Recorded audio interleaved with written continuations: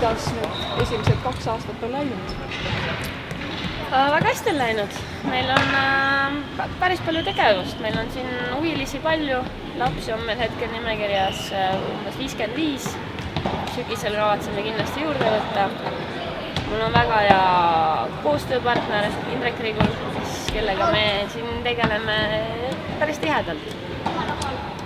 Aga eks arenguruumi ka on, et vaatame, et saalitingimused ja need asjad on vaja vähe paremaks saada, aga mul on hea meel, et lapsed käivad, lastel meeldib ja... Kuidas te endise tipptennisistina tunnete ennast uues ametis, uues rollis? On see lihtsam või raskem, kui ise turniiridel mängida? No need on nii erinevad asjad selles mõttes, et eks plusse ja miinuseid on mõlemal alal. Aga ütleme, niisugune stressi rohkem on kindlasti see tennisisti, profitennisisti amet. Ja mulle isiklikult meeldib lastega tegeleda. Ma saan väga hästi lastega läbi ja nendega on lõbus ja ma olen rahul sellega, millega on praegu teinud. Endise tippmängijana tunnete natuke muret ka Eesti tennise käekäigu pärast. Olite kunagi tennise naiskonnas, viisite maailmaliigasse 12 parema hulka.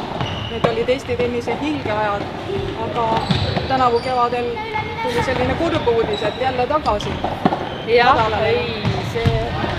No eks seda mõnes mõttes on arvata ka, sest ega nii väikses riigis nagu Eestis 2 tugevat mängijat sattusid ühel ajal koos tiimis olema ja kõik see feeling ja kõik see asi, mis meil seal oli, et see on uskumatu, millega me hakkama saime.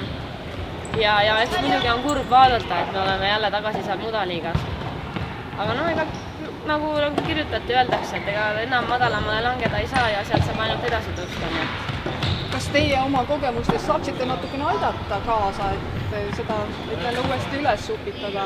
No mina olen mõelnud siin küll. Ma hea meelega või kandideeriks FedCupi kapteniks või aitaks kaasa ja miks mitte. Ma arvan, et mul oleks neile edasi anda küll midagi. Aga seda juba otsustavad teised ja eks tasapisi.